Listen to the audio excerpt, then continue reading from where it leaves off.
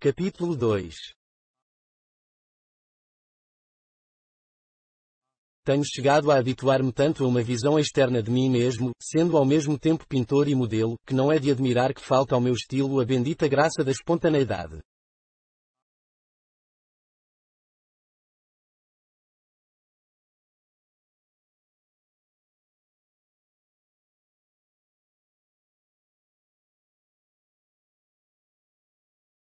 Por mais que me esforce, não consigo voltar ao meu invólucro original e, muito menos, ficar à vontade no meu antigo eu. A desordem por lá é muito grande, tiraram coisas do lugar, a luz está apagada e morta e os fragmentos do meu passado juncam o chão.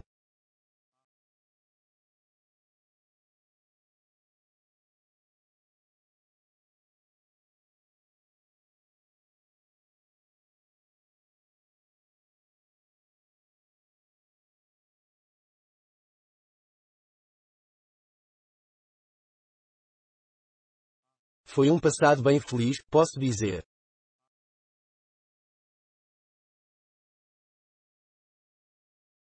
Tinha em Berlim um apartamento pequeno mas agradável, de 3 peças e meia, com uma sacada batida de sol, água quente e aquecimento central. Lídia era minha mulher de 30 anos e Elsie, nossa empregada de 17.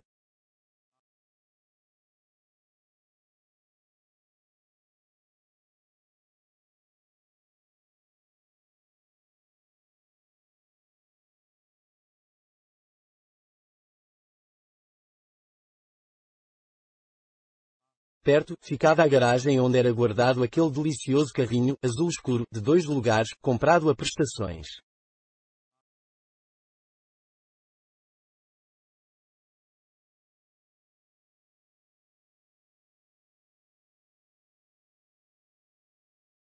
Na varanda, um gordo cacto espinhento de cabeça redonda crescia brevemente, embora com lentidão.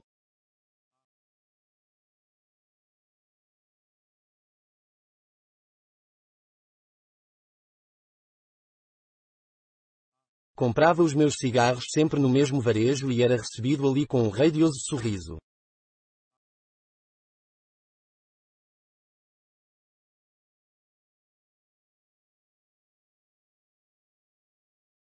Um sorriso semelhante acolhia minha mulher na casa que nos abastecia de ovos e manteiga.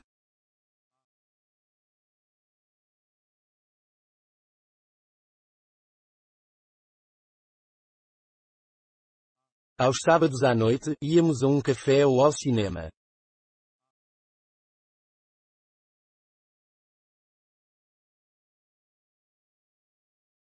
Pertencíamos ao creme da classe média satisfeita ou assim parecia.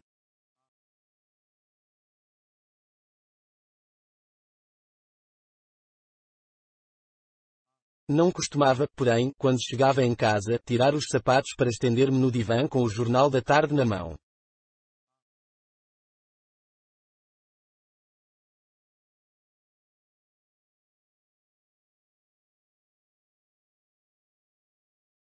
Também, a conversa com minha mulher não constava apenas de comentários sobre preços.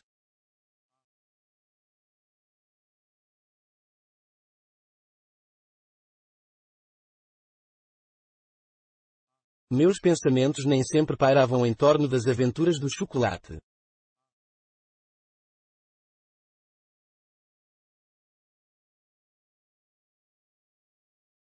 Devo até confessar que certos gostos boêmios não eram inteiramente estranhos à minha natureza.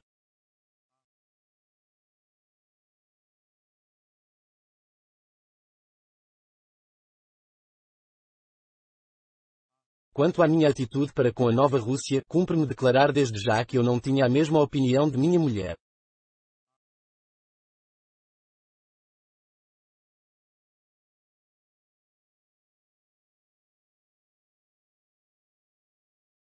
Ao sair de seus lábios pintados, a palavra bolchevista adquiriu uma nota de ódio habitual e trivial. Não, ódio talvez seja neste caso uma palavra muito forte.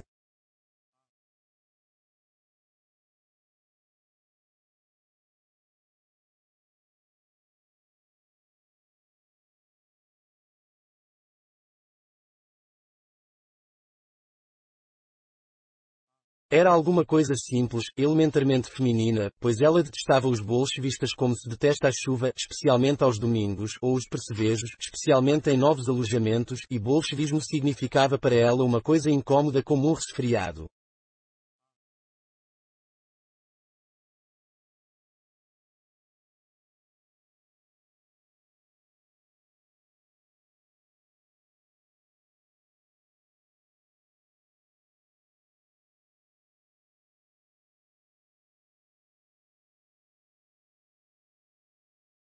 Ela dava por assentado que os fatos lhe confirmavam a opinião, a verdade dos mesmos era evidente demais para ser discutida.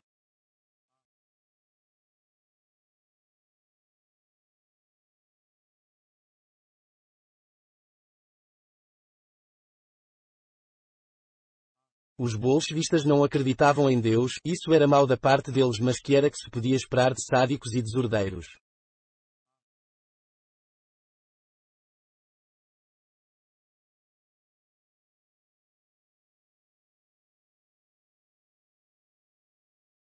Quando eu dizia que o comunismo no correr do tempo se revelaria uma coisa grande e necessária, que a jovem e nova Rússia estava produzindo valores admiráveis, embora ininteligíveis para os espíritos ocidentais e inaceitáveis para os exilados despojados e amargurados, que a história jamais havia conhecido tanto entusiasmo, tanto ascetismo e desprendimento ou tamanha fé na iminente igualdade de todos nós, quando eu dizia tais coisas, minha mulher me respondia serenamente, acho que só está dizendo essas coisas para me provocar e isso não é direito de sua parte.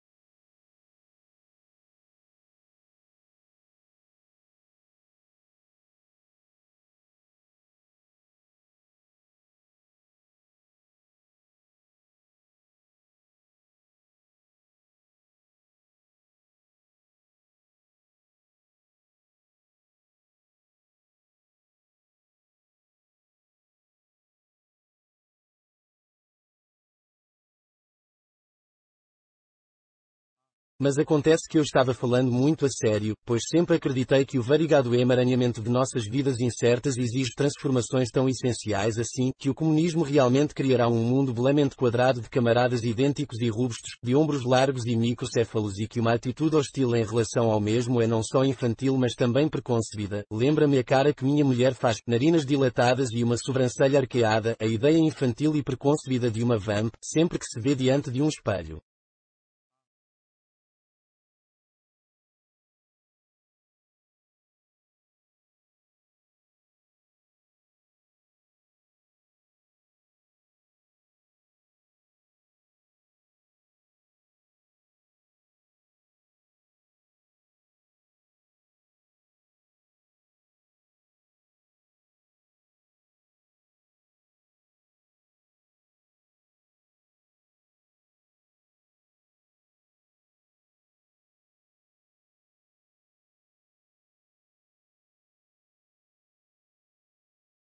Eis uma palavra que eu odeio, e que designa uma realidade horrível.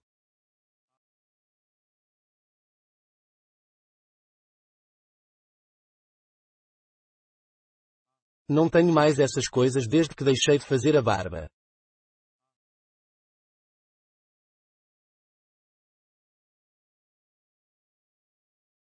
De qualquer maneira, a simples menção do objeto acaba de me dar um rude choque, quebrando o fio de minha história. Procurem imaginar o que devia vir aqui, a história dos espelhos.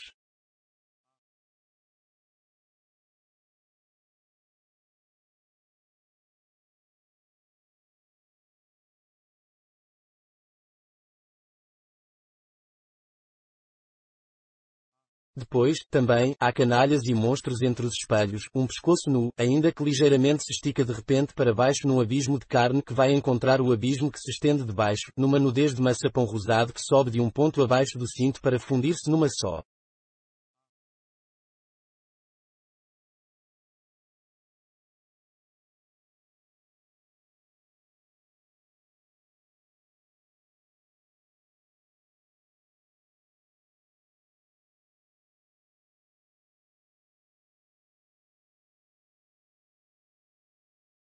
Um espelho canalha despe o homem ou começa por achatá-lo e então se produz um touro ou um sapo humano sob a pressão de inúmeras atmosferas de vidro, ou então se é puxado como miolo de pão e rasgado em dois.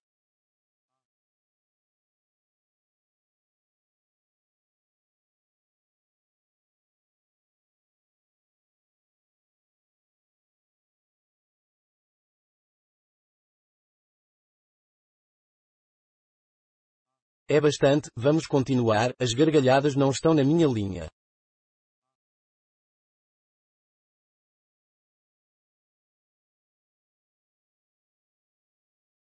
E bastante não é absolutamente tão simples quanto você parece pensar, seu porco.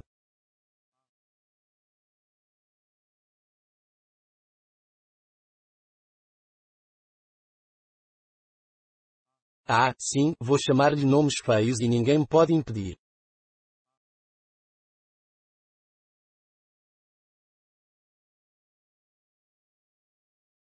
E não ter um só espelho em meu quarto é também um direito que eu tenho.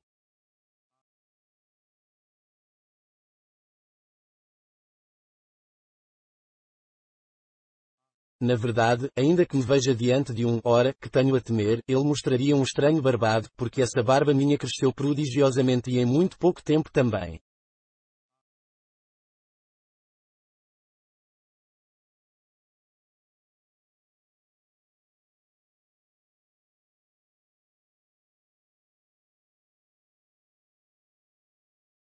Estou tão perfeitamente disfarçado que sou invisível ao meu próprio eu.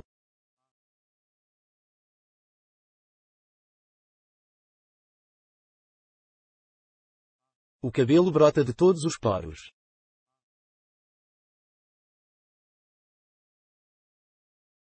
Deve haver um tremendo estoque de pelos dentro de mim.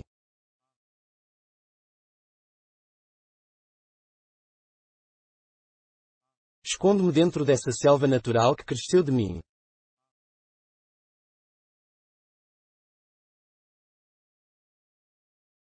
Nada há a temer.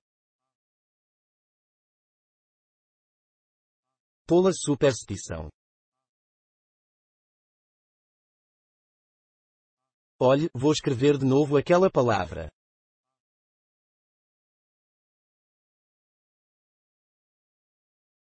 Espelho. Espelho. Então, aconteceu alguma coisa.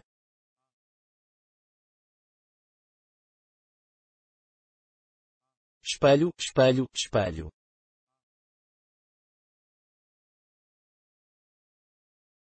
Tantas vezes quantas você quiser, eu nada receio.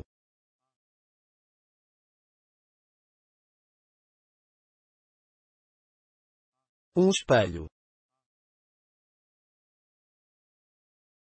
Ver-se diante de um espelho.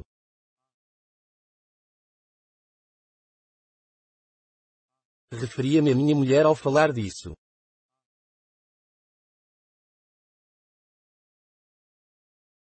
E difícil dizer alguma coisa quando se é constantemente interrompido.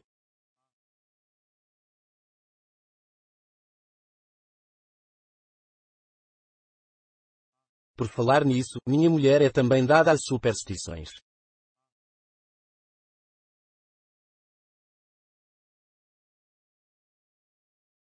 Tem a mania de bater na madeira.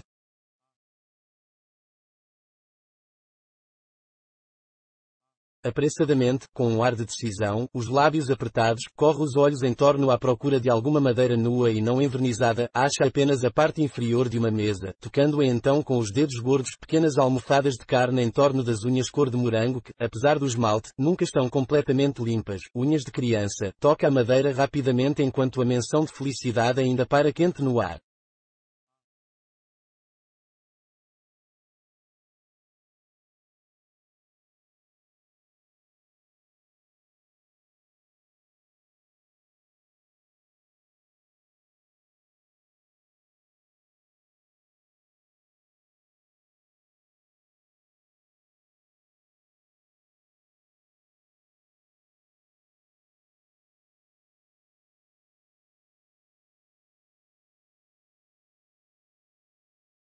Ela acreditava em sonhos, sonhar que se arrancava um dente pressagiava a morte de um conhecido, se havia sangue no dente, a morte era de um parente.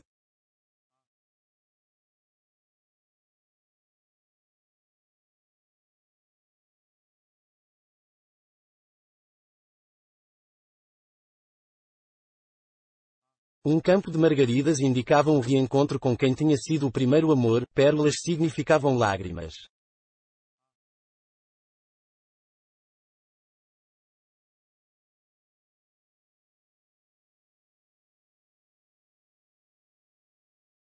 Era ruim a pessoa ver-se toda de branco à cabeceira de uma mesa.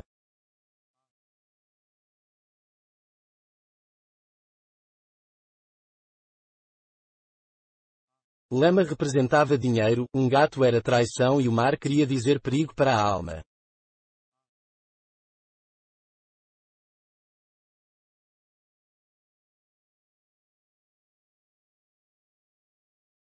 Ela gostava de contar os seus sonhos com todas as minúcias.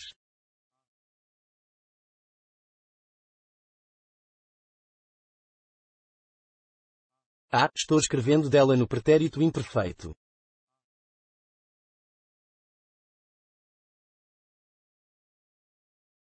Vou apertar a fivela de minha história um furo acima.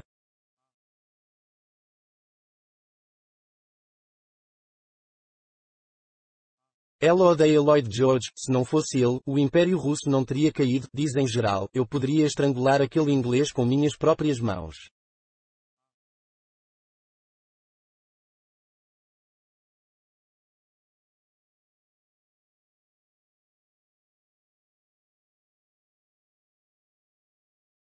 Os alemães tinham o que bem mereciam em troca daquele trem blindado em que o bolchevismo foi enlatado e Lenin exportado para a Rússia.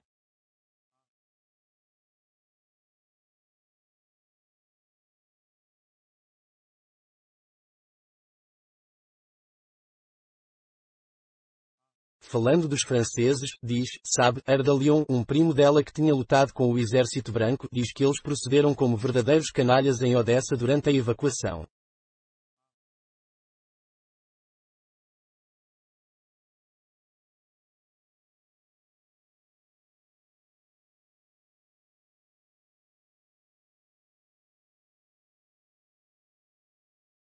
Ao mesmo tempo, considera o tipo inglês de rosto, baseando-se no meu, o mais belo da terra, respeita os alemães porque são constantes e musicais, afirma que adora Paris onde passamos há tempos alguns dias.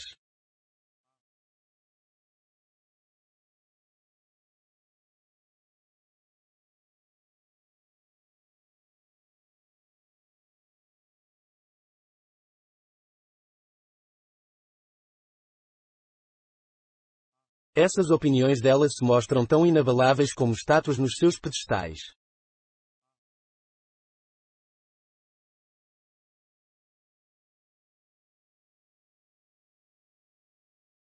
Ao contrário, a posição dela em relação ao povo russo sofreu, de modo geral, alguma evolução.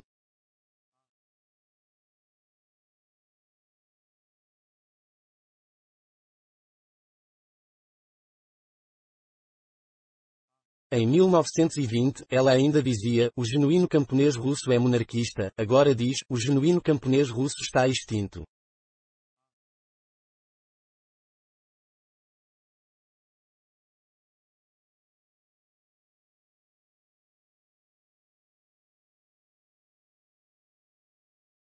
Ela é pouco instruída e pouco observadora.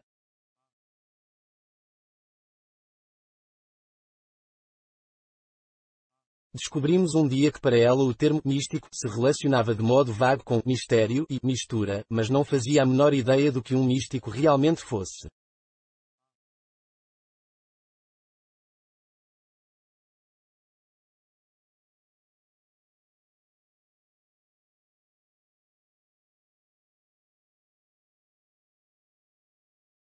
A única árvore que ela é capaz de identificar é a bétula, diz ela que a faz lembrar-se das florestas do lugar onde nasceu.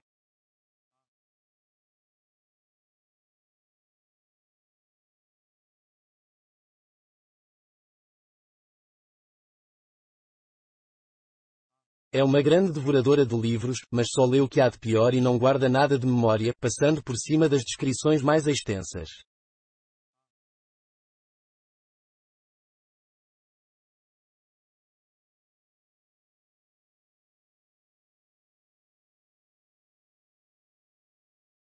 Vai pegar os seus livros numa livraria russa de aluguel, senta-se ali e passa muito tempo escolhendo, remexe em todos os livros em cima da mesa, pega um, folheia-o, olha-o de lado como uma galinha que investiga, deixa-o de lado, pega o outro, abre-o, tudo isso é feito na superfície da mesa e com a ajuda de uma das mãos apenas, nota então que abriu o livro de cabeça para baixo, em vista do que, lhe dá uma volta de 90 graus, só isso porque logo o abandona a fim de correr para o volume que o homem da livraria vai oferecer a outra senhora, todo esse processo dura mais de 1 hora e eu não sei o que é que a decida fazer a seleção final.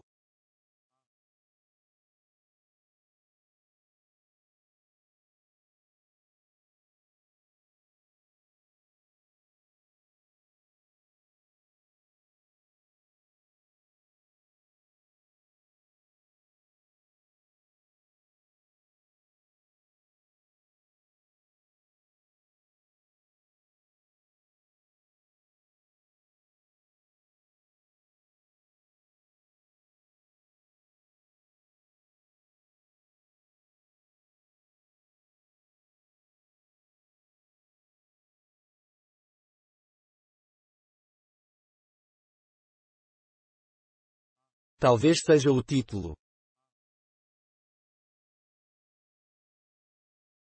Trouxe-lhe um dia de volta de uma viagem de trem um horrível romance policial que mostrava na capa uma aranha vermelha no centro de uma teia preta.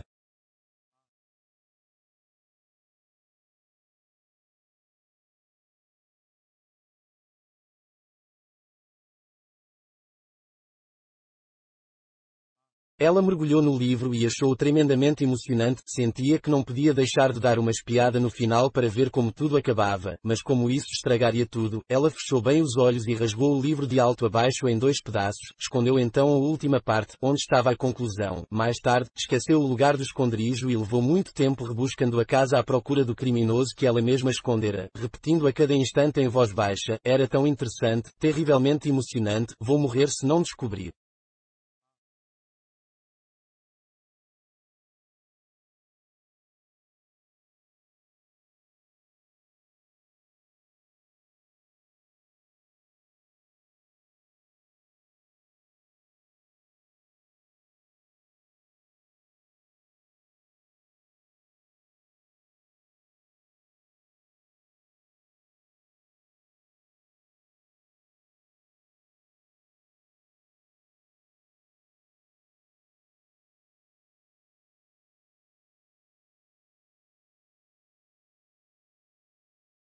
Já descobriu agora. Aquelas páginas que explicavam tudo estavam muito bem escondidas, foram, entretanto, encontradas todas, exceto uma, talvez.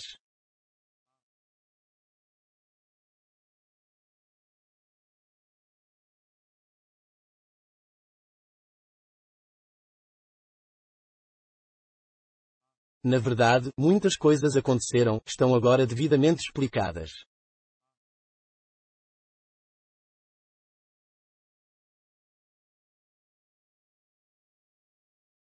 Veio também a suceder o que ela mais temia.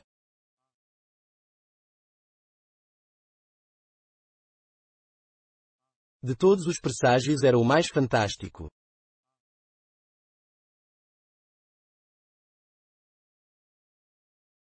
Um espelho quebrado.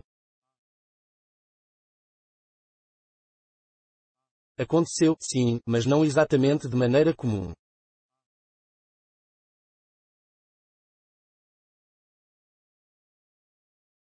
Pobre mulher morta. Titutum. E mais uma vez, tum. Não, não enlouqueci. Estou apenas produzindo breves sons alegres.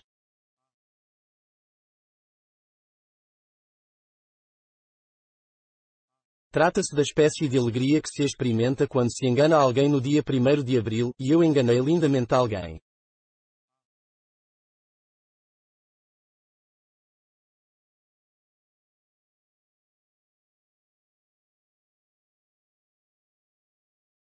A quem? Olhe-se ao espelho, leitor amigo, já que gosta tanto de espelhos.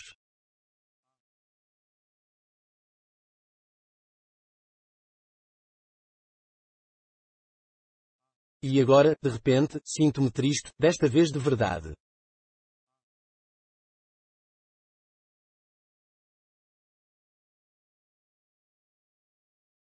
Acabo de visualizar, com escandalosa nitidez, o cacto da sacada, as peças azuis, aquele nosso apartamento construído no estilo moderno de caixão, em trapaça com o espaço, e em rígido realismo.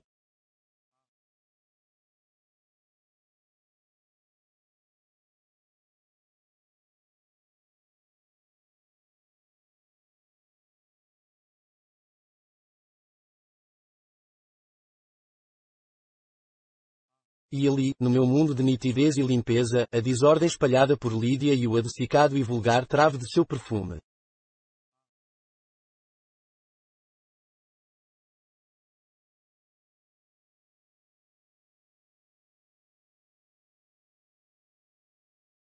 Mas na verdade não me aborreciam os seus defeitos, a sua inocente apatia, o seu hábito de rir na cama adquirido no dormitório de seu colégio.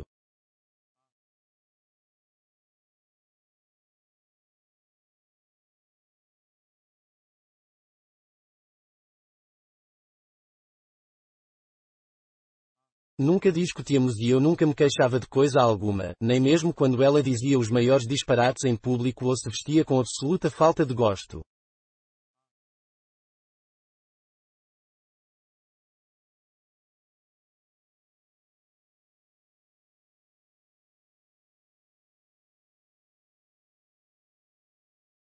A pobre coitada não tinha jeito algum para distinguir os tons.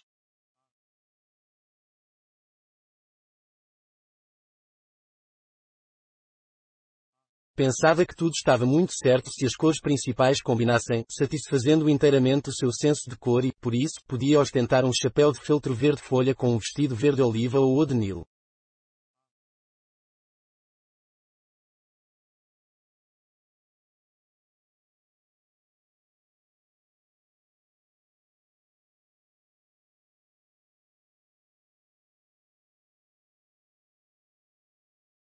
Gostava de que tudo tivesse um eco.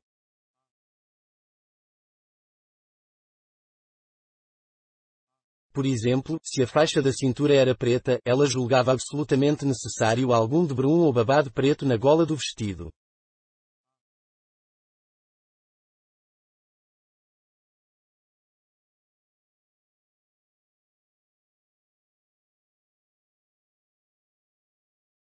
Nos primeiros anos de nossa vida de casados, ela costumava usar linho com bordados suíços.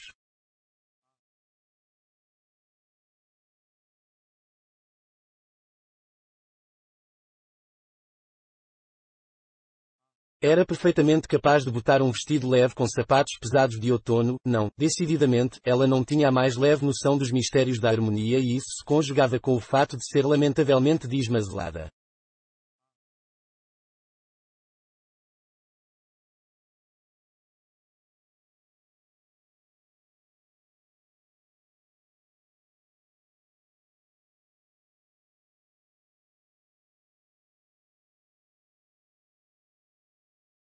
A negligência se revelava até na sua maneira de andar, porque tinha o costume de pisar batendo com força o salto do pé esquerdo.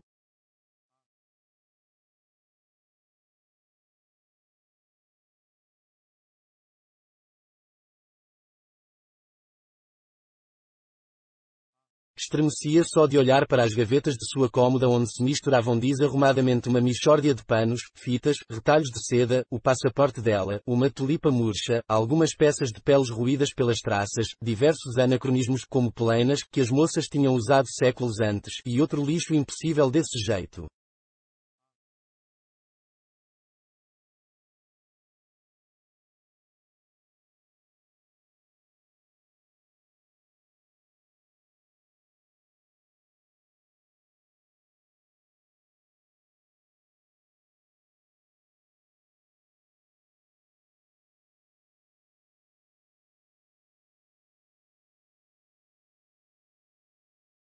Era também muito frequente ir cair no cosmo de minhas coisas lindamente arrumadas, um lencinho de renda muito sujo ou um pé de meia solitário e rasgado.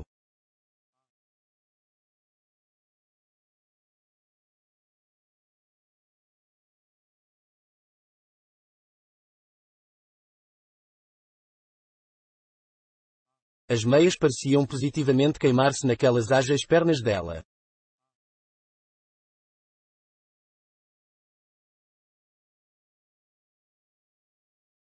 Não entendiam um níquel do governo de uma casa.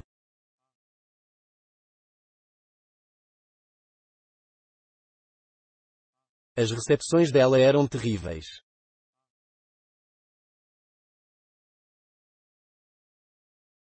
Havia sempre num pratinho barras de chocolate quebradas como se oferecem nas pobres famílias da província.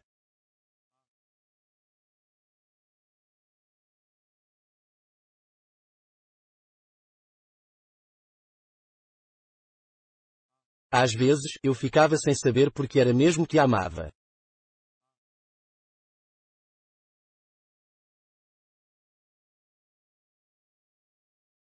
Talvez fosse pela quente íris cor de avelã de seus olhos macios ou pela ondulação natural nos seus cabelos castanhos de qualquer maneira penteados ou, então, pelo movimento de seus ombros roliços.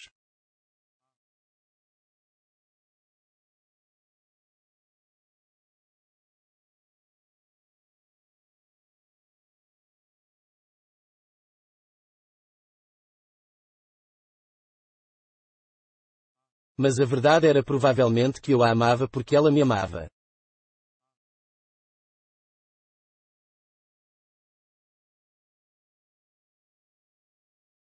Eu era para ela o homem ideal, inteligente e corajoso.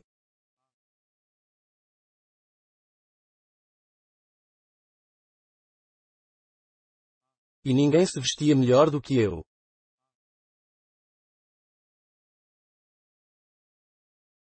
Lembro-me de que na noite em que estreei o meu smoking novo, ela se deixou cair numa cadeira e murmurou com as mãos juntas, "Oh, Irma."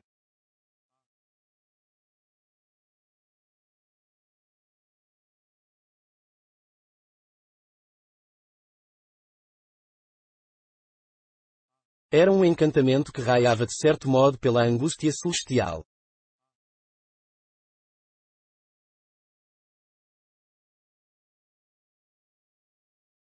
Talvez com o sentimento mal definido de que, encarecendo a imagem do homem que ela amava, eu lhe estava fazendo de certo modo uma retribuição e praticando uma boa ação para ela a fim de fazê-la feliz, aproveitei-me de sua confiança e durante os 10 anos em que vivemos juntos contei-lhe também um montão de mentiras sobre mim mesmo, sobre o meu passado e as minhas aventuras que estaria acima de minhas forças guardar tudo na cabeça, fichado para referência.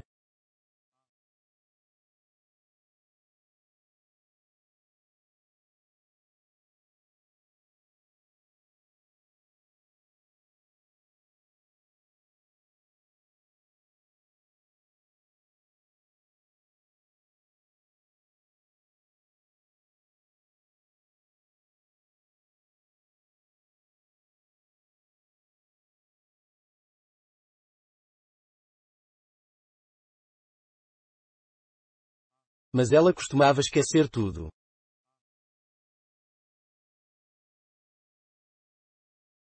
As sombrinhas dela ficava sucessivamente em casa de todas as conhecidas, o batom aparecia nos lugares mais inesperados como o bolso da camisa do primo dela e o que ela tinha lido de manhã no jornal me era contado à noite mais ou menos do seguinte jeito.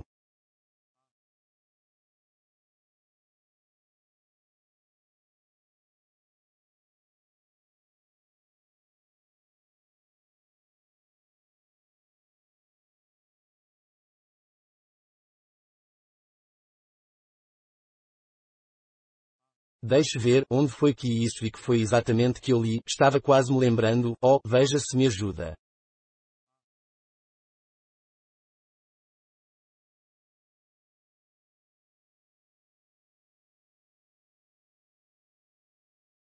Confiar-lhe uma carta para botar no correio era o mesmo que jogar a carta dentro do rio, deixando o resto entregue à acuidade das águas e aos lazeres de pescador do destinatário.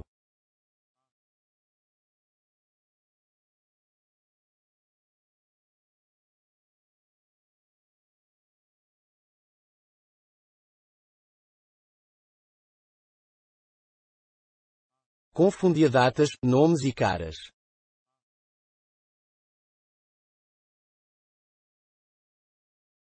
Depois de ter inventado alguma coisa, eu nunca mais repetia a história. Ela logo se esquecia, o episódio descia até ao fundo de sua consciência, mas na superfície ficavam os círculos sempre renovados de sua humilde admiração.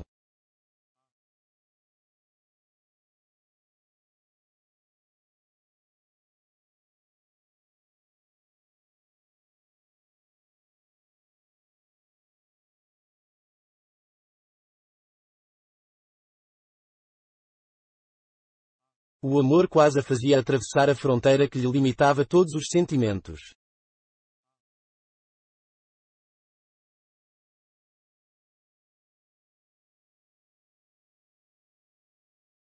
Em certas noites, quando luar e olhar rimavam, os seus mais assentados pensamentos se transformavam em nômades tímidos.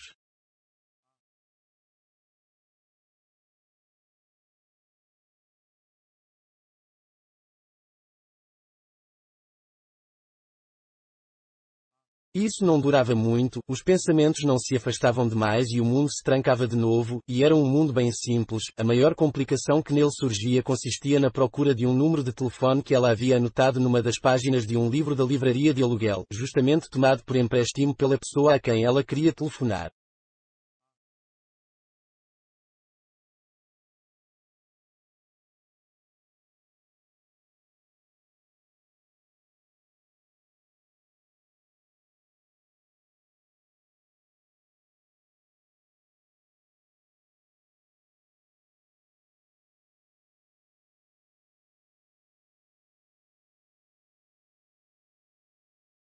Ela me amava sem reservas, nem recordações, a devoção parecia fazer parte da natureza dela.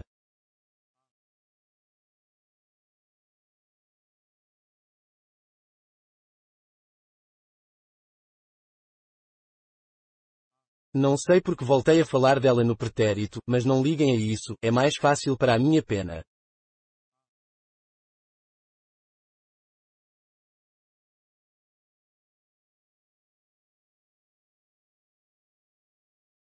Sim, ela me amava, amava-me fielmente.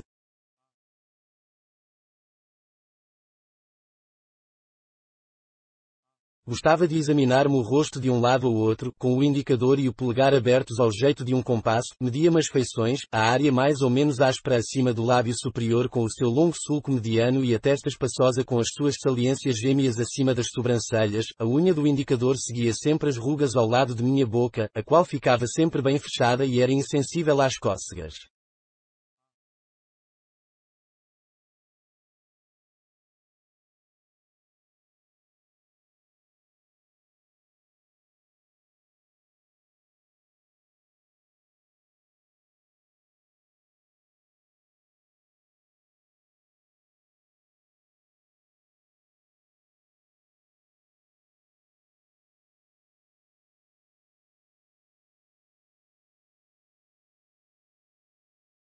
Um rosto grande e nada simples, modelado por encomenda especial, com um brilho nas maçãs do rosto, as faces levemente cavadas e, ao segundo dia sem navalha, cobertas por uma vegetação desenfreada, arruivada sob alguns tipos de luz e exatamente como a barba dele.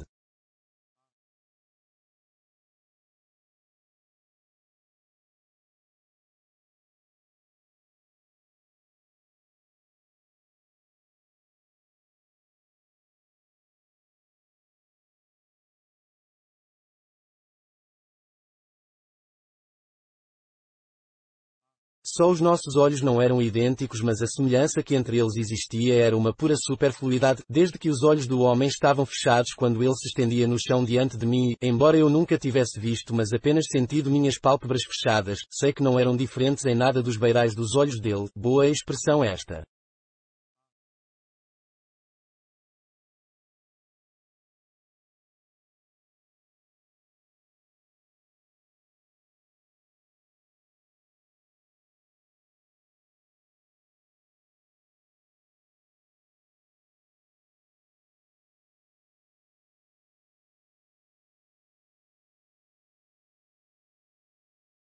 Rebuscada, mas boa e recebida de braços abertos em minha prosa.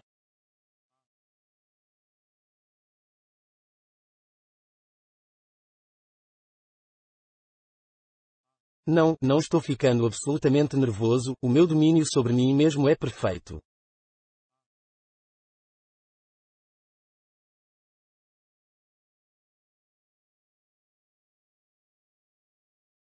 Se de quando em quando minha cara aparecer como detrás de um muro, talvez para desgosto do leitor formalista, será realmente para o bem dele, ele que se acostume com o meu aspecto, enquanto eu me rirei calmamente do fato dele não saber se a cara era minha ou de Félix.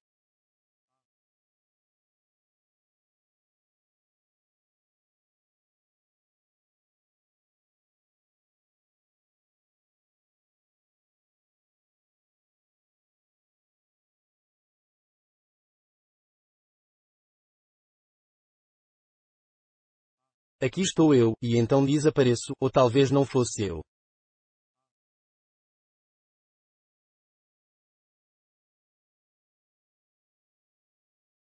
Só com esse método posso ter a esperança de dar uma lição ao leitor, demonstrando-lhe que a semelhança entre nos não era imaginá mas uma possibilidade real, melhor ainda, um fato autêntico, por mais fantasioso e absurdo que pudesse parecer.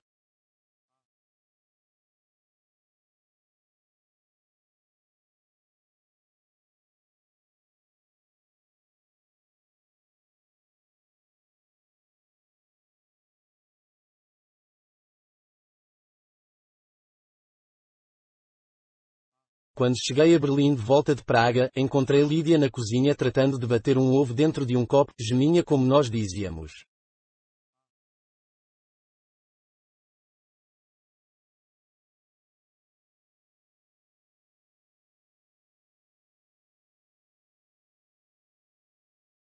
Estou com dor de garganta, disse ela numa voz infantil, deixou então o copo na beira do fogão, limpou os dedos amarelos na parte de cima do pulso e tratou de beijar-me a mão.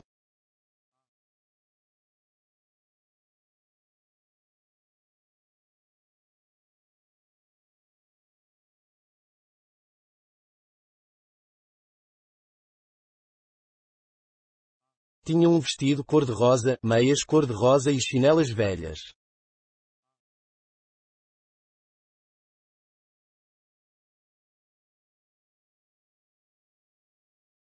O sol da tarde mudava a cor da cozinha.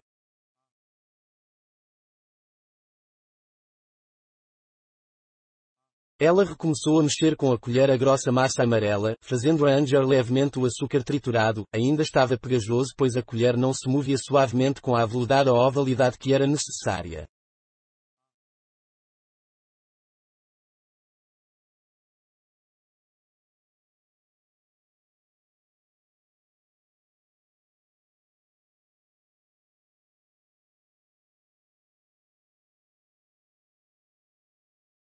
Um livro maltratado estava aberto em cima do fogão.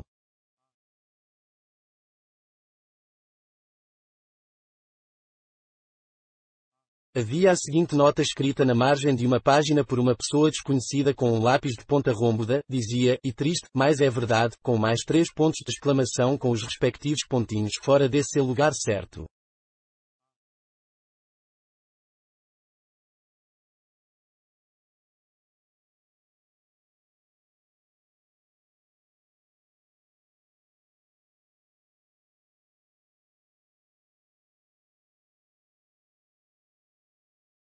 Examinei a frase que tinha impressionado tanto uma das predecessoras de minha mulher, era a seguinte, ama teu próximo, disse Sir Reginald, não tem cotação hoje em dia na bolsa das relações humanas.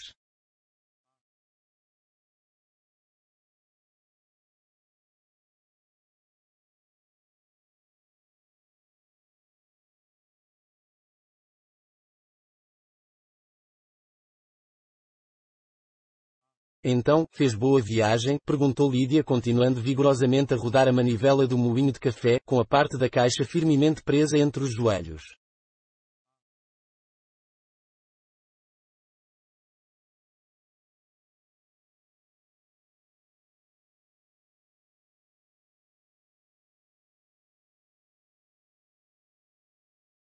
Os grãos de café estalavam, com o seu cheiro forte, o moinho funcionava ainda com um esforço pesado e rangente, houve então uma folga, uma frouxidão, toda a resistência desapareceu, o moinho estava vazio.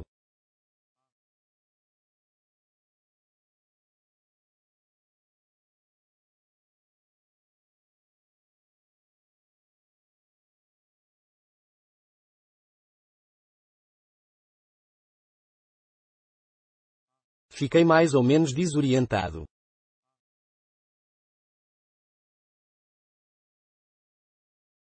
Como num sonho.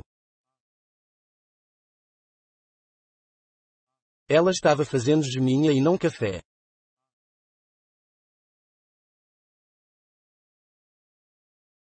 Podia ter sido pior, disse eu, falando da viagem.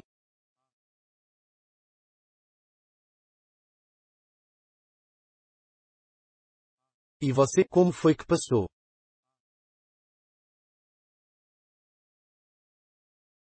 Porque não lhe falei de minha incrível aventura?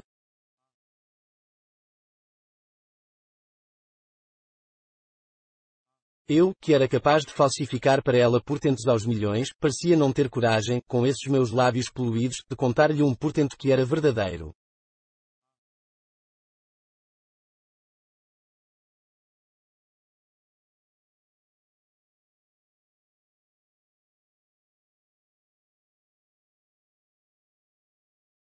Ou talvez outra coisa me tolhesse.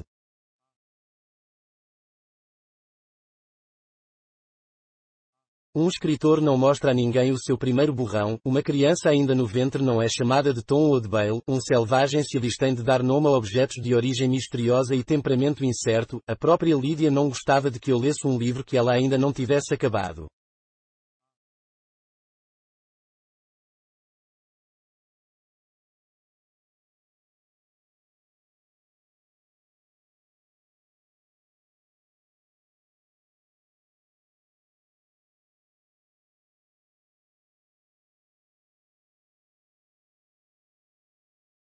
Aquele encontro me oprimiu durante vários dias.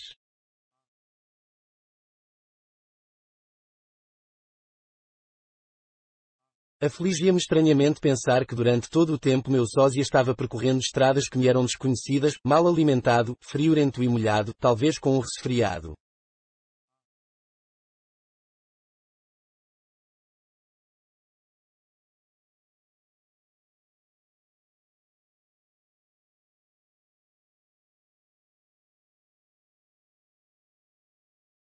Desejava que encontrasse trabalho, ser-me-ia mais agradável saber que ele estava confortável e quente, ou, ao menos, em segurança na prisão.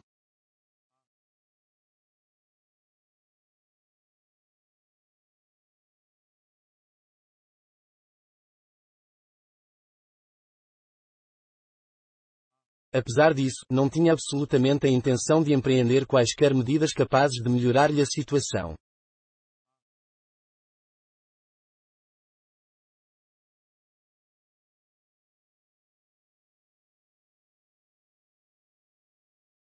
Não estava de modo algum inclinado a sustentá-lo e seria quase impossível conseguir-lhe um emprego em Berlim, que regurgitava de desempregados.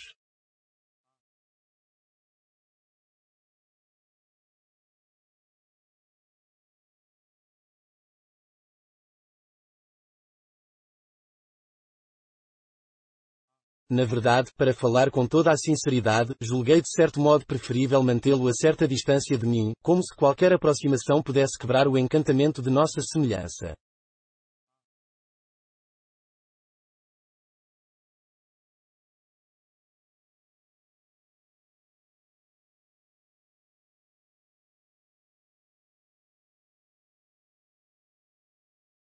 De tempos em tempos, eu poderia mandar-lhe um pouco de dinheiro para que ele não degringolasse e perecesse durante as suas remotas caminhadas, deixando assim de ser meu representante, uma cópia viva e em circulação de minha cara.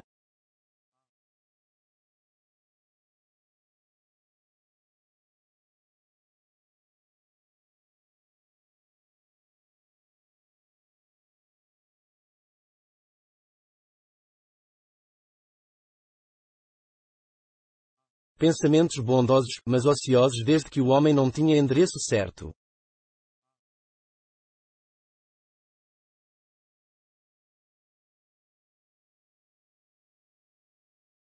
Pensei então que teria de esperar até que, em algum dia do outono, ele aparecesse na agência do correio daquela aldeia na Saxónia.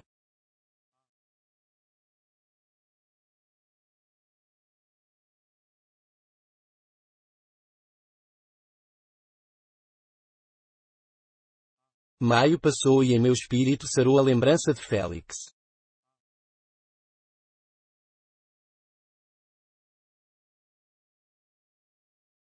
Note para meu prazer pessoal o macio desenrolar desse período, com o tom narrativo das duas primeiras palavras e, depois, aquele longo suspiro de contentamento imbecil.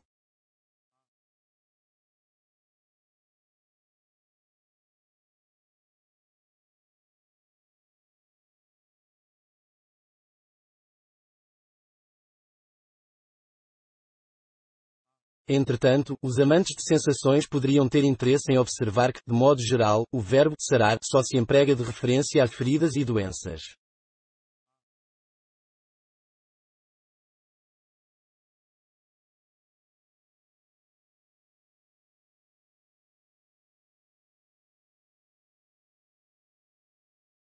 Mas isso é mencionado apenas de passagem, não há qualquer intenção malsa.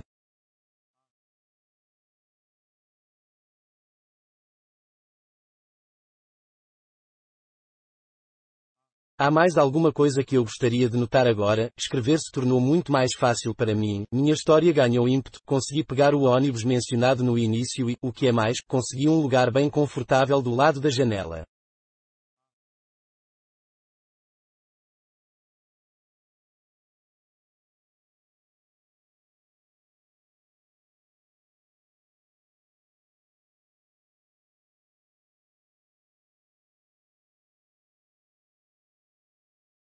Era assim também que eu costumava ir para o escritório antes de comprar o carro.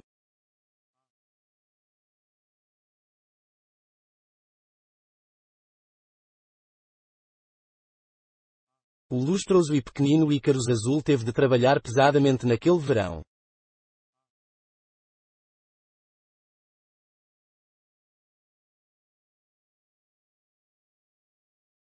Estava inteiramente encantado com o meu novo brinquedo.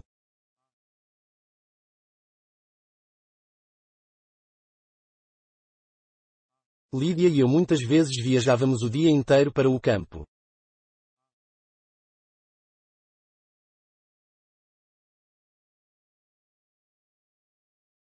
Levávamos sempre em nossa companhia aquele primo dela, que se chamava Ardalion e era pintor, tratava-se de uma alma jovial mas de um pintor horroroso.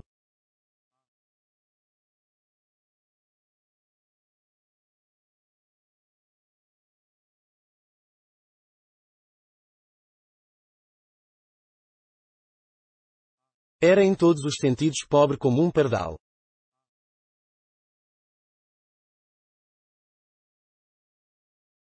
Se alguém o mandava pintar o seu retrato, isso era pura caridade ou então falta de caráter, pois o homem podia ser tremendamente insistente.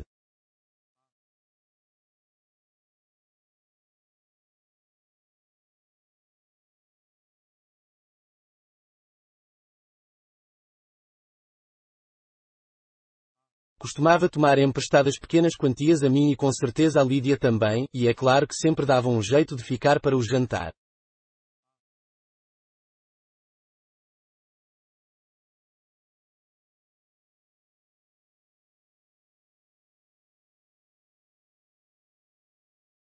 Vivia atrasado com o aluguel do quarto e, quando pagava, era em espécie.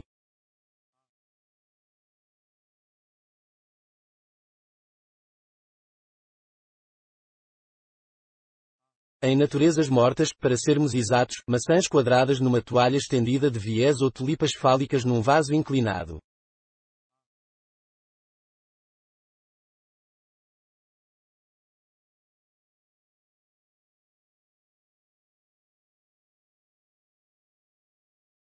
A senhoria dele mandava emoldurar tudo isso às custas, de modo que a sala de jantar lembrava uma exposição filistina de vanguarda.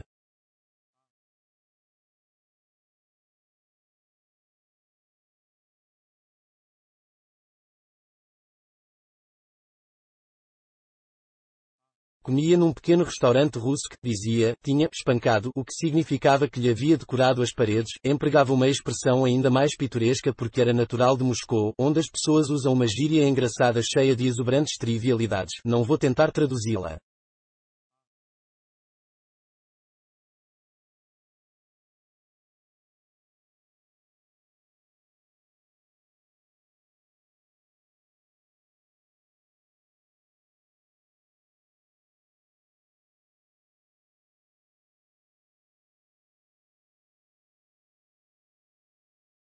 Era curioso que, apesar de sua pobreza, tinha conseguido comprar um terreno, a 3 horas de carro de Berlim, isto é, conseguira pagar uma entrada de 100 marcos e nunca mais se incomodara com o resto, na verdade, nunca tivera a intenção de desembolsar mais um níquel que fosse, pois considerava que, fertilizado por esse primeiro pagamento, o terreno era daí por diante dele até o dia de juízo.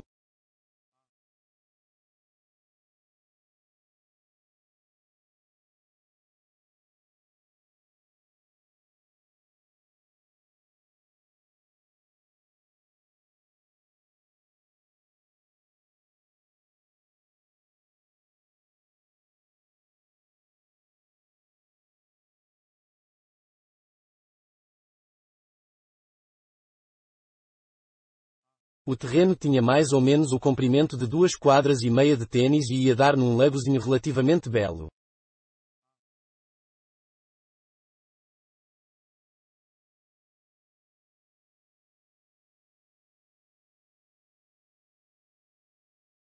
Um par de bétulas inseparáveis com troncos em forma de Y crescia ali, ou, melhor, um par de pares se contarmos a reflexão das mesmas nas águas do lago. Havia também várias moitas de amieiro preto, um pouco adiante, erguiam-se 5 pinheiros e ainda mais para dentro havia um trecho de urze, cortesia da floresta circundante.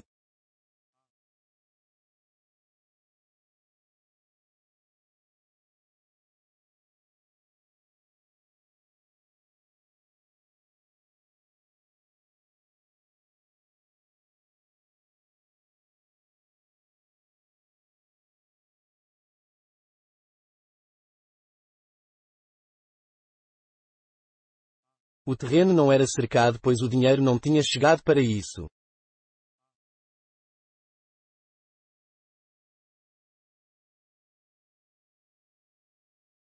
Tenho fortes suspeitas de que Ardalion estivesse esperando que os dois lotes adjacentes fossem cercados primeiro, o que legitimaria automaticamente os limites de sua propriedade e lhe daria uma cerca de graça, mas os lotes vizinhos estavam ainda por vender.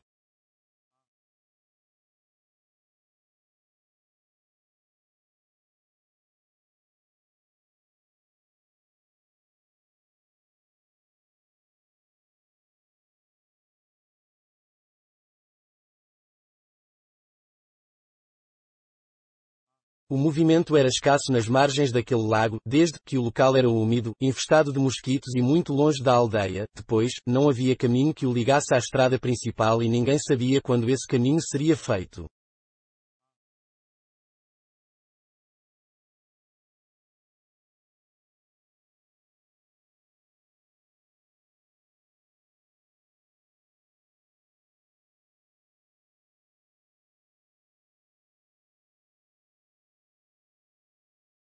Lembro-me de que foi num domingo pela manhã em meados de junho que fomos lá pela primeira vez.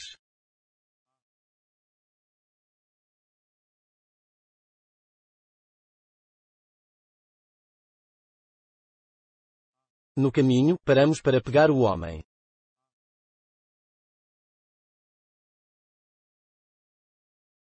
Levei muito tempo a tocar a buzina, com os olhos cravados na janela dele.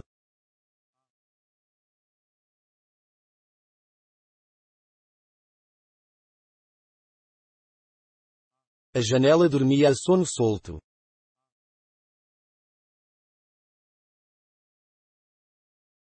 Lídia pôs as mãos em concha na boca e gritou numa voz de trombeta, Arda Lion.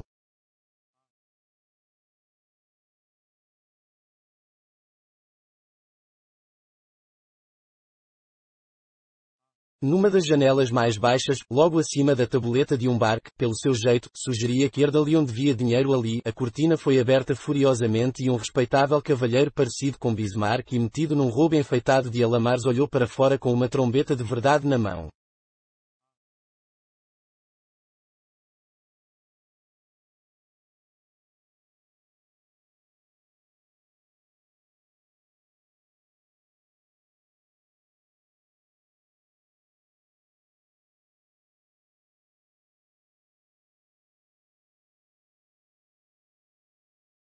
Deixando Lídia no carro, cujo motor já então havia parado de funcionar, subi para acordar Ardalion.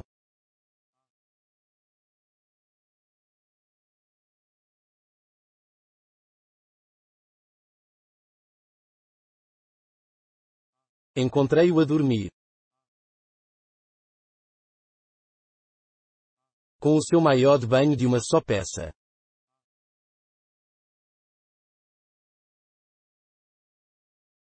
Rolando para fora da cama, tratou com silenciosa rapidez de enfiar as sandálias, uma camisa azul e calças de flanela, pegou então uma pasta com uma protuberância suspeita e descemos.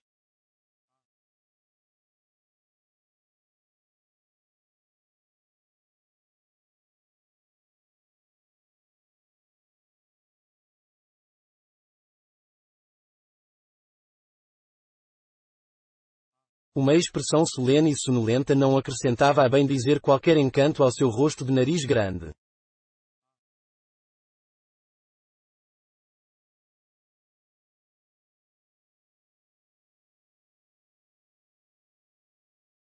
Foi colocado na cadeirinha lá atrás.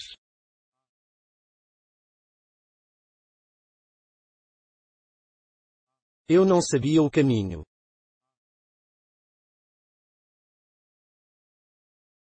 Ele disse que o conhecia tão bem quanto o Pai Nosso.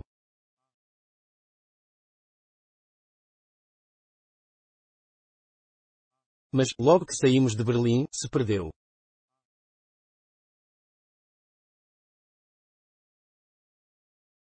Durante todo o resto da viagem, tivemos de fazer perguntas a um e ao outro.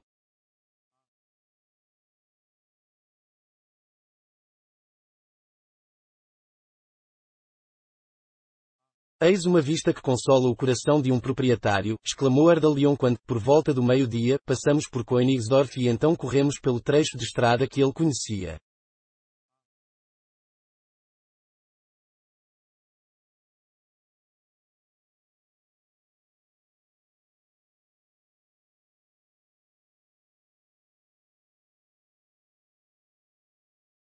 Eu lhe direi onde você tem de entrar.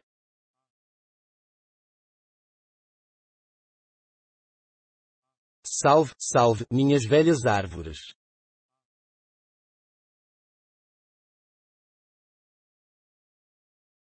Deixe de palhaçadas, meu caro ar, disse placidamente Lídia.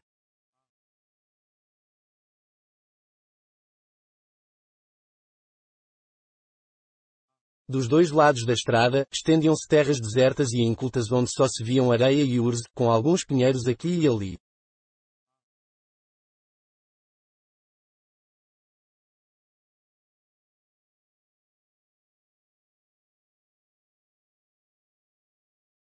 Mais adiante, a região mudou um pouco, passamos a ter à nossa direita um campo comum, sombriamente orlado a alguma distância por uma floresta.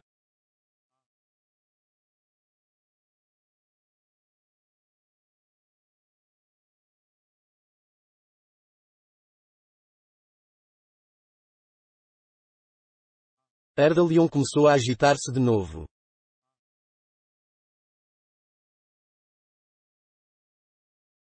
Ao lado direito da estrada, elevava-se um poste amarelo e dali partia em ângulo reto uma estrada quase indistinguível, o fantasma de alguma estrada antiga que ia acabar entre Bárdanas e Aveias Silvestres.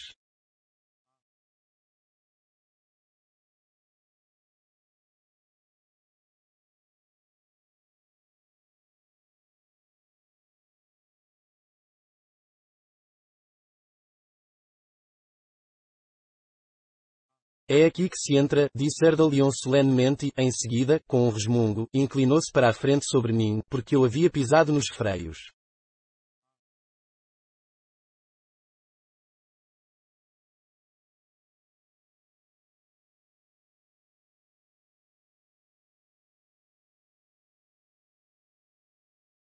Está sorrindo, leitor amigo.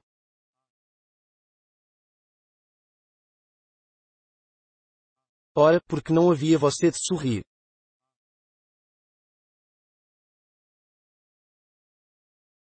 Um dia ameno de verão e um campo muito pacífico, um artista desequilibrado e de boa natureza e mais um poste amarelo à beira da estrada.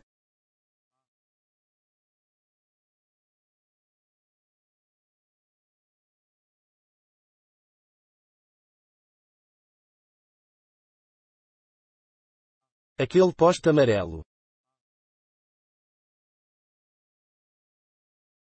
Plantado pelo homem que vendia os lotes, projetado em brilhante solidão, irmão desgarrado dos outros postes pintados que, 17 quilómetros mais adiante na direção da aldeia de Valdau, montavam sentinela a hectares mais tentadores e caros, aquele ponto de referência acabou sendo para mim uma ideia fixa.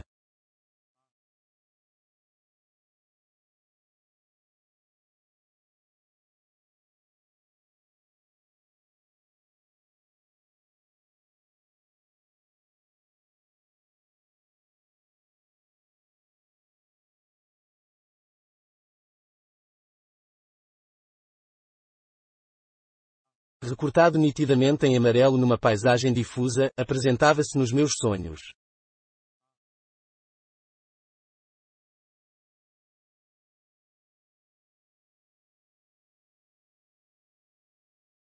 As minhas fantasias orientavam-se pela sua posição.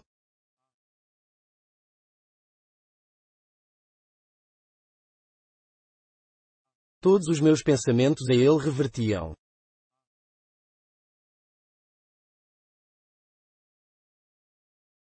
Brilhava como um farol fiel nas trevas de minhas especulações.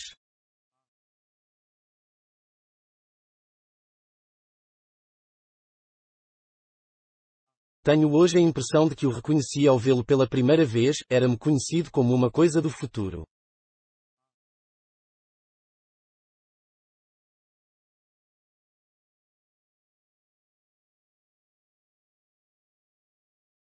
Talvez eu esteja enganado, talvez o olhar que lhe lancei tenha sido indiferente e minha única preocupação fosse impedir que o paralama batesse nele quando dei a volta. Apesar de tudo, quando penso nas coisas hoje, não consigo separar aquele primeiro contato do seu desenvolvimento mais maduro.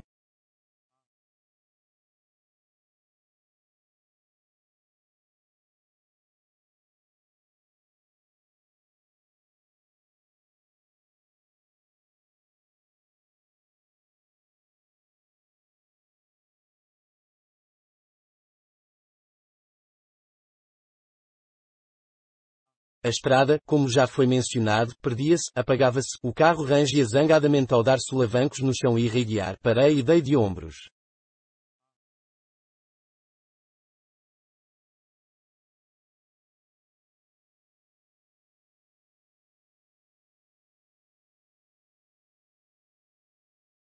Sugiro, caro ar, disse Lídia, que a gente vá para Valdau em vez de ficar aqui. Você disse que há por lá um lago e um café ou coisa parecida.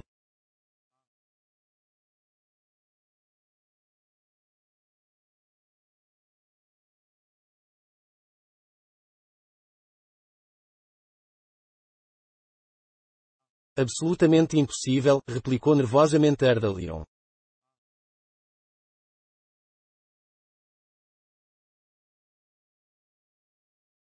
Em primeiro lugar, o café ainda está sendo projetado, além disso, eu também tenho um lago.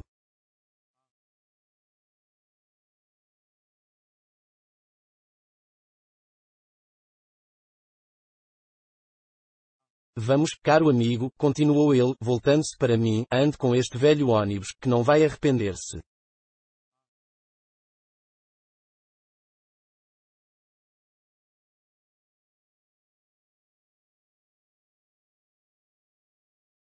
À nossa frente, em terreno mais alto, à distância de 100 metros, começava uma floresta de pinheiros.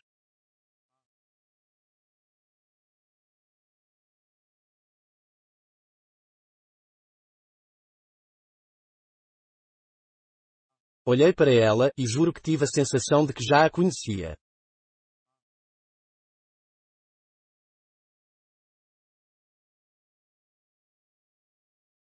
É isso mesmo, agora estou percebendo tudo com clareza, tive essa estranha sensação, que não foi acrescentada depois como uma elaboração posterior.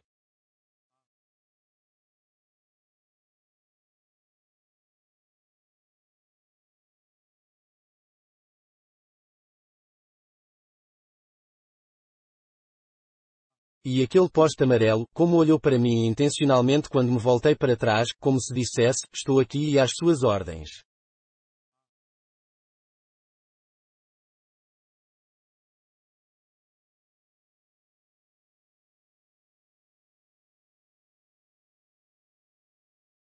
E os pinheiros à minha frente, com a casca semelhante a um couro de cobra avermelhada bem espichado e com a sua cobertura verde que o vento agitava erradamente, e aquela bétula nua na orla da floresta, ora, porque foi que escrevi nua, não era inverno ainda, o inverno estava bem remoto.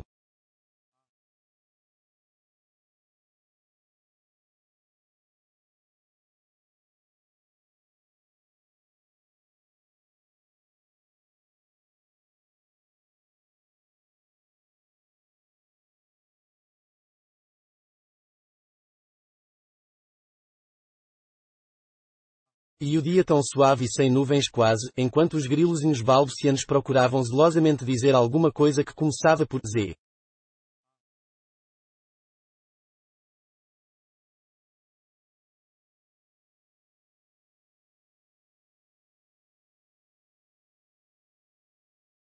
Sim, tudo isto tinha um sentido, não havia engano possível.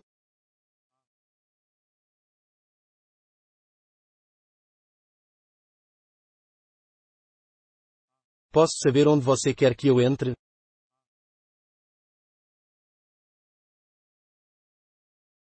Não estou vendo estrada de espécie alguma.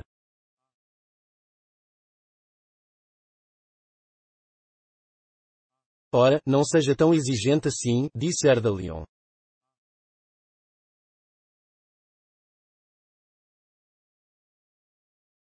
Vá em frente, amigo velho.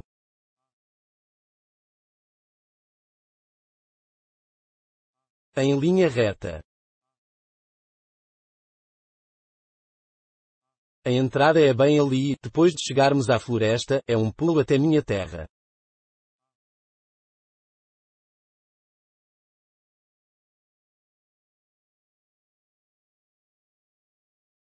Não era melhor saltarmos e irmos a pé, propôs Lídia.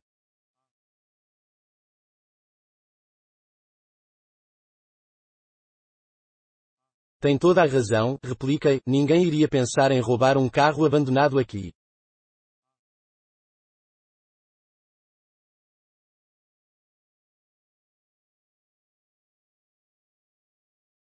De fato, é muito arriscado, reconheceu Lídia imediatamente, porque não vão vocês dois, Ardalion resmungou, juntos, ele lhe mostrará o lugar, enquanto eu ficarei a esperá-los aqui, depois, seguiremos para Valdau, onde tomaremos banho no lago e nos sentaremos no café.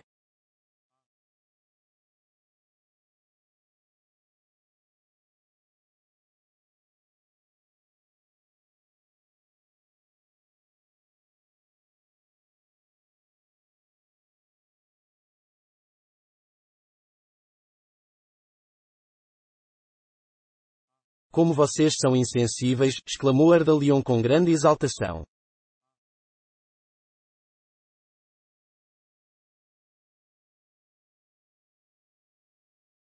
Não compreendem que quero recebê-los em minha terra?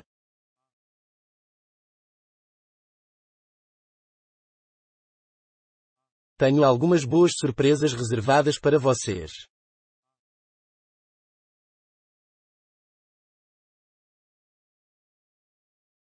Assim me magoam muito. Dei partida no carro, ao mesmo tempo que dizia, se quebrarmos o carro, você pagará o conserto, fique sabendo.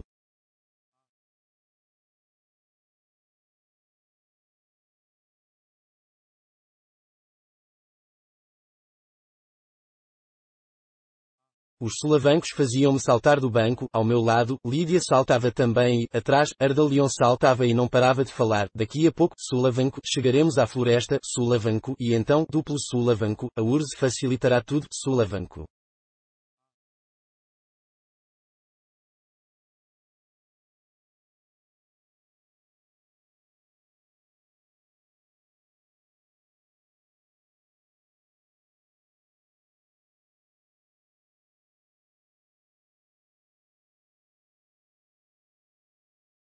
Entramos na floresta.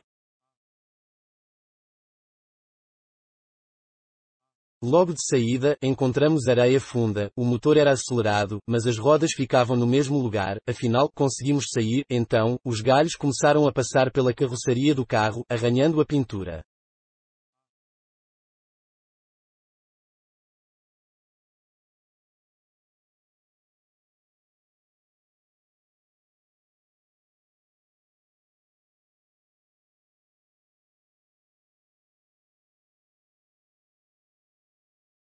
Apareceu por fim uma espécie de caminho, que ora se perdia numa vasta extensão de urze, ora reaparecia para serpentear entre os troncos muito juntos.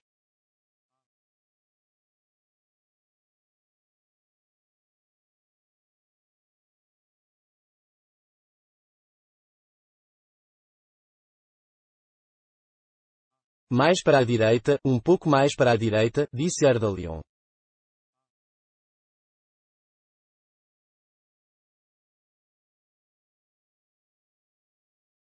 Então, que é que acham desse cheiro de pinheiros? Maravilhoso, não é? Eu bem disse a vocês, absolutamente maravilhoso.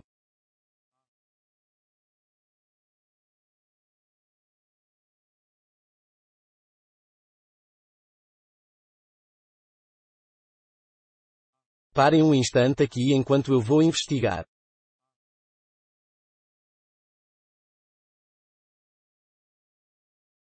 Saltou do carro e se afastou, requebrando inspiradamente os quadris a cada passo.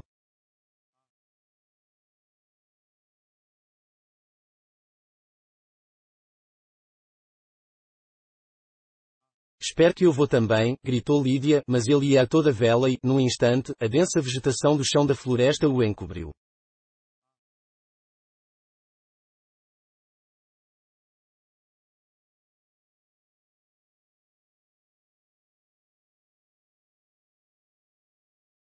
O motor ainda funcionou um pouco e parou.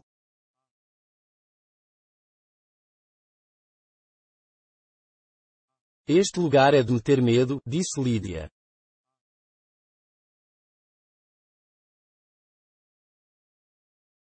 De fato, eu não gostaria de ter ficado aqui sozinha.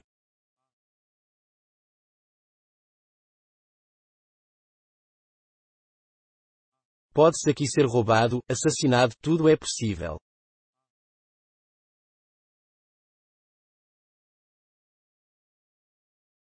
Era mesmo um lugar isolado. Os pinheiros sussurravam mansamente, o chão estava coberto de neve e só alguns trechos de terra sem vegetação pareciam escuros.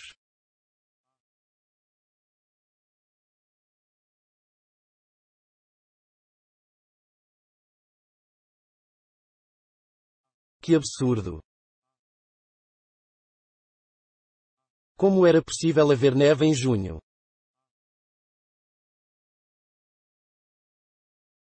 Isto devia ser riscado, se não fosse um crime suprimir alguma coisa, o que acontece é que o verdadeiro autor não sou eu, mas minha memória impaciente.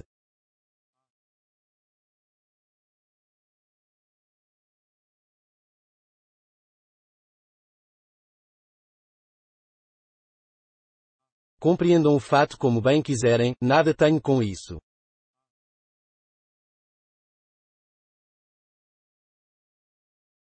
E o poste amarelo tem também agora um casquete de neve.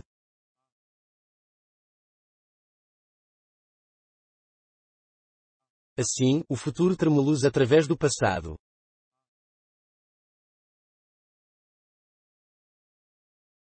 Mas basta, focalizemos de novo aquele dia de verão, a luz do sol era mosqueada e as sombras das ramas se estendiam pelo carro azul, um cone de pinheiro estava em cima do estribo, onde iria aparecer um dia o mais inesperado dos objetos, um pincel de barba.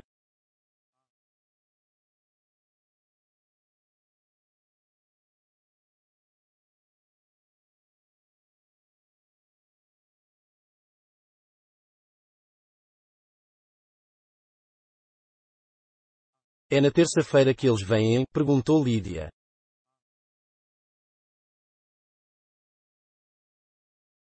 Não, na quarta-feira à noite, respondi.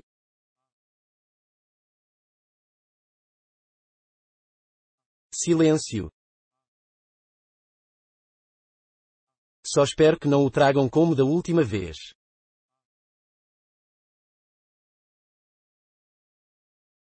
E ainda que tragam, porque você se aborrece com isso, Lídia.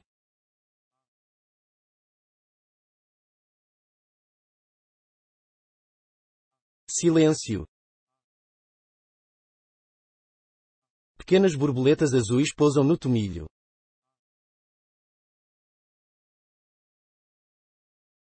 Escute, Herman, tem certeza mesmo de que é quarta-feira à noite?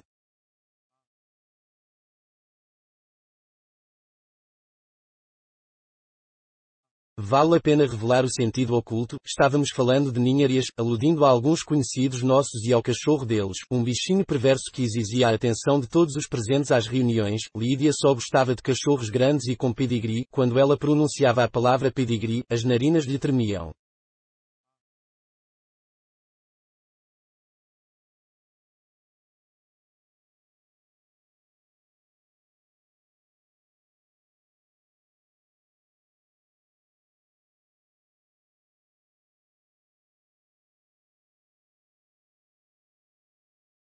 Por que é que ele não volta? Disse ela. Com toda a certeza se perdeu. Saltei do carro e dei uma volta em torno dele.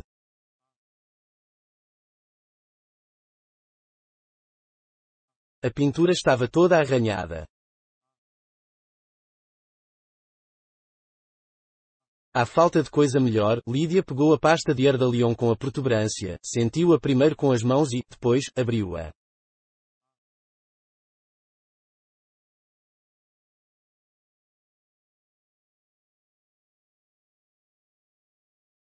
Afastei-me alguns passos, não posso lembrar-me em que era que eu estava pensando, examinei alguns galhos quebrados a meus pés e voltei para o carro.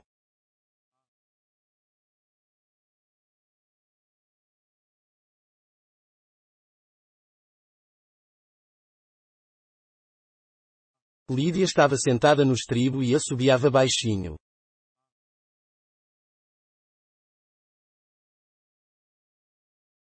Acendemos ambos os cigarros. Silêncio. Ela tinha um jeito de soltar a fumaça de lado, entortando a boca.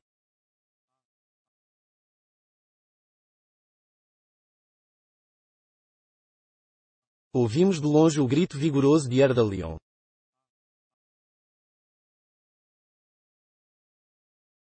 Um minuto depois, apareceu numa clareira e agitou os braços a chamar-nos.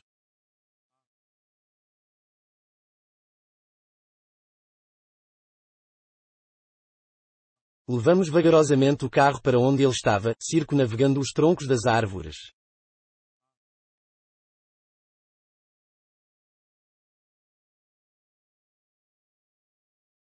Erdalion seguiu em frente, de maneira resoluta e direta.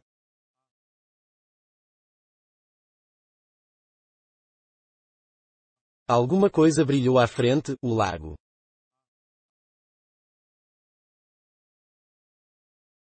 Já descrevi o terreno dele. Ele não foi capaz de mostrar-me as divisas exatas.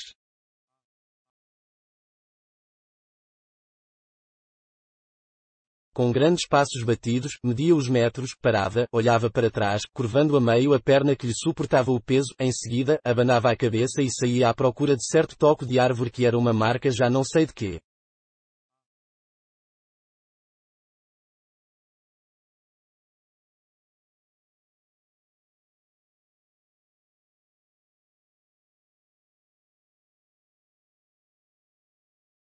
As duas bétulas enlaçadas se olhavam na água, havia uma penugem qualquer na superfície do lago e os caniços brilhavam ao sol.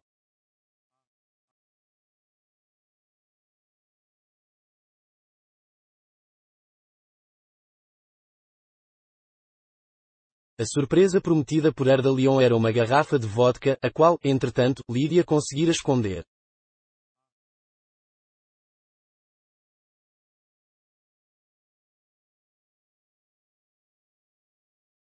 Ela ria e corria como uma bola de cricket, vestida com o seu maiô de banho bege com uma faixa dupla, vermelha e azul, na cintura.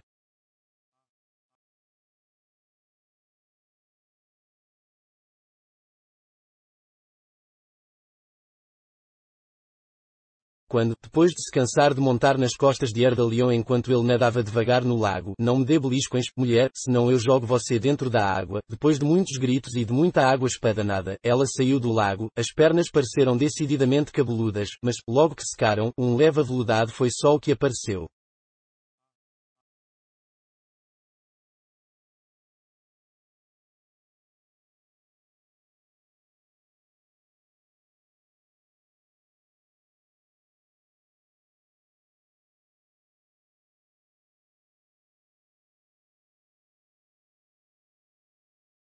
Antes de dar um mergulho de cabeça, Ardalion Sebenzia, havia, ao longo da canela, uma grande e feia cicatriz deixada pela guerra civil, da abertura do seu maiô de banho repulsivamente frouxo, uma cruz de prata, de padrão múgico, usada por ele sobre a pele, pelava fora sempre que ele dava o salto.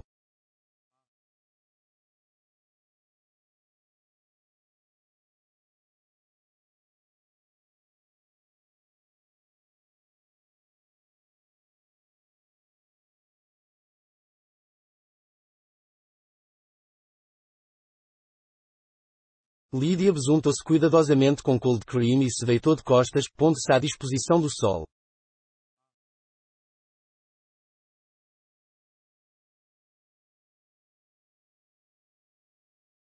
A poucos metros de distância, Ardalion e eu nos instalamos confortavelmente à sombra do melhor pinheiro dele.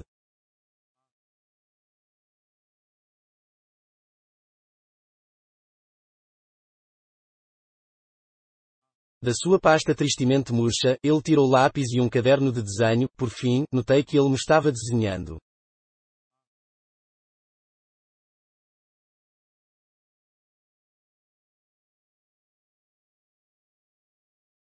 Você tem um rosto difícil, disse ele, levantando os olhos.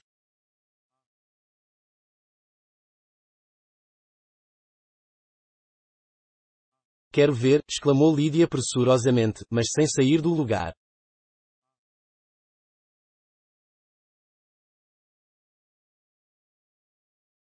Levante um pouco mais a cabeça, disse Ardalion, assim está bom, obrigado.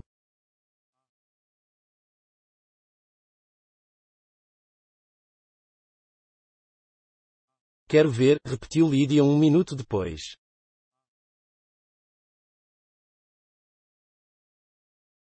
Primeiro, tem de me mostrar onde escondeu minha garrafa de vodka, murmurou Ardalion.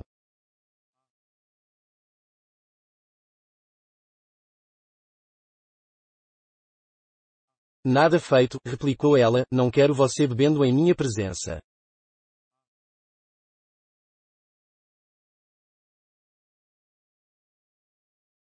Essa mulher não regula bem. Acha, meu velho, que ela enterrou a garrafa em algum lugar.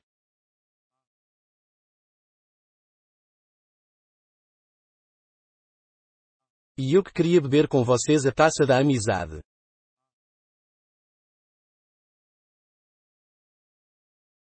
Pois vai ter de deixar de beber por completo, disse ela, sem levantar as pálpebras lambuzadas de creme.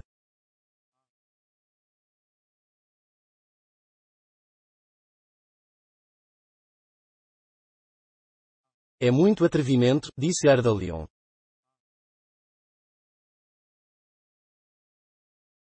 Escuta aqui, disse eu, porque é que diz que eu tenho um rosto difícil?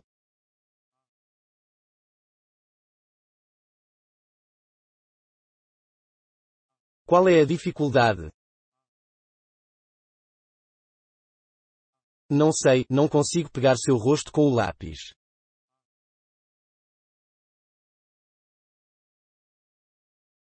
Da próxima vez, vou tentar carvão ou óleo.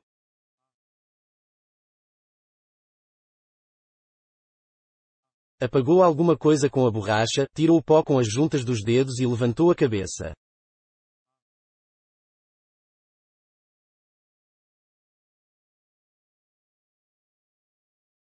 É engraçado, sempre pensei que tinha um rosto comum.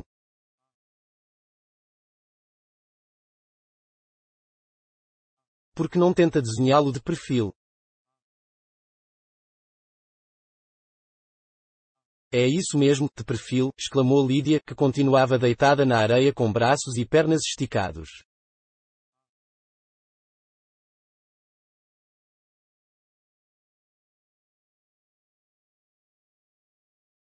Bem, não acho que seja exatamente comum.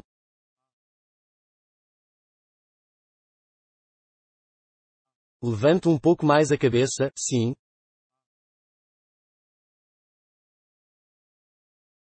Agora, vou lhe dizer uma coisa, o seu rosto é um pouco estranho.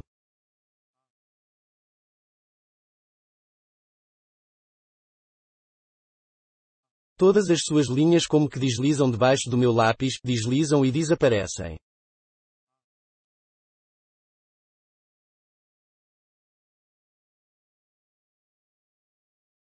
Os rostos assim são raros, não é isso que você quer dizer?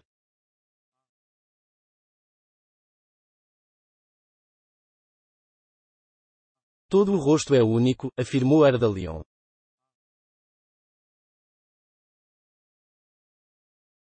Oh, estou sendo assada, murmurou Lídia queixosamente, mas não se moveu.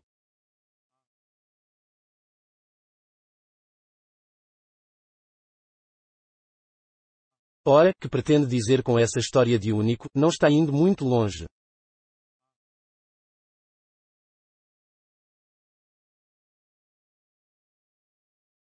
Veja, por exemplo, os tipos definidos de rostos humanos que existem no mundo, digamos os tipos zoológicos.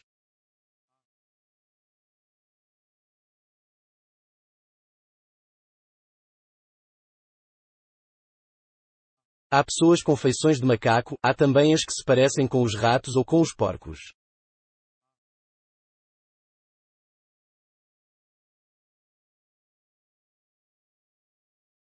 Veja então a semelhança com as celebridades, Napoleão entre os homens e a Rainha Vitória entre as mulheres.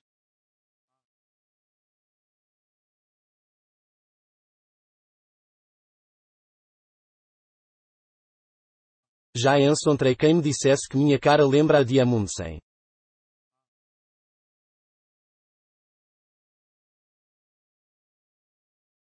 Tenho deparado muitas vezes com narizes a Leon Tolstói.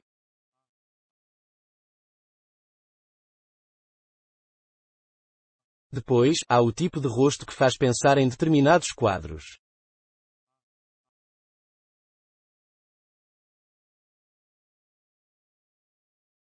Um ícone ou uma Madonna. E que me diz da semelhança que se deve a alguma maneira de viver ou alguma profissão.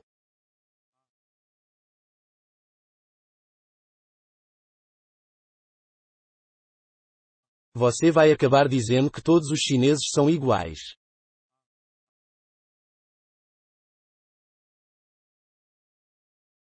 O que você esquece, meu caro, é que o que o artista percebe fundamentalmente é a diferença entre as coisas.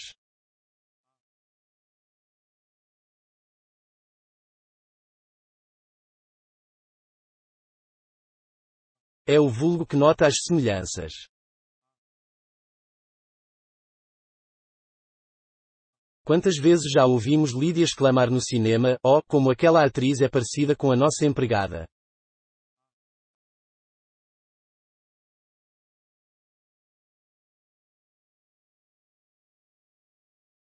Não se meta é engraçado, ar querido, disse Lídia.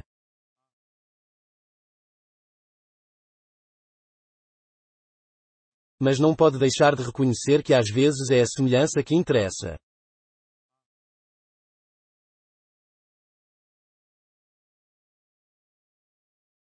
De fato, mas quando se vai comprar outro castiçal que seja igual ao primeiro?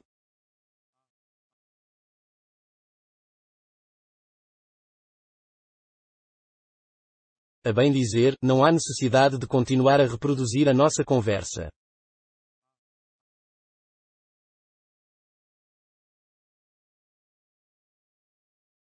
Eu desejava ardentemente que ele começasse a falar de sósias, mas isso não aconteceu.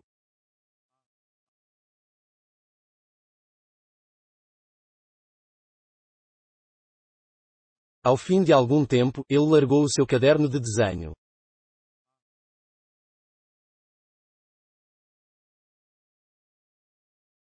Lídia implorou que ele lhe mostrasse o que tinha feito.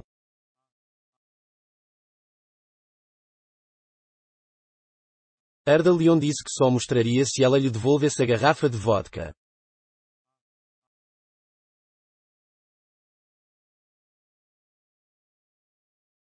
Ela recusou e não viu o desenho. A lembrança daquele dia termina numa névoa atravessada pela luz do sol ou se mistura com as recordações de excursões posteriores.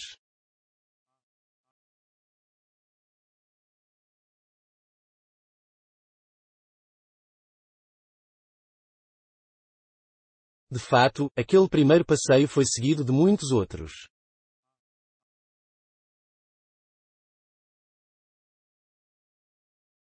Cheguei a ter uma simpatia sombria e dolorosamente aguda por aquela floresta isolada em cujo interior o lago brilhava.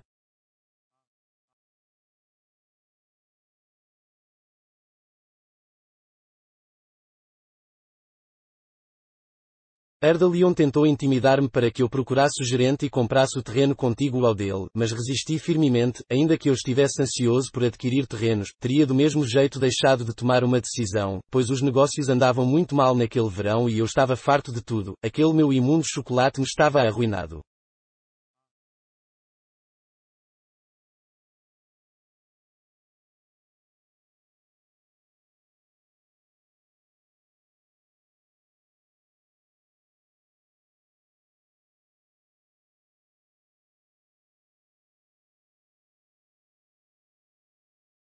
Mas eu dou minha palavra, senhores, minha palavra de honra, não foi uma cobiça mercenária, não foi apenas isso, e não apenas o desejo de melhorar minha situação, é desnecessário, porém, antecipar os acontecimentos.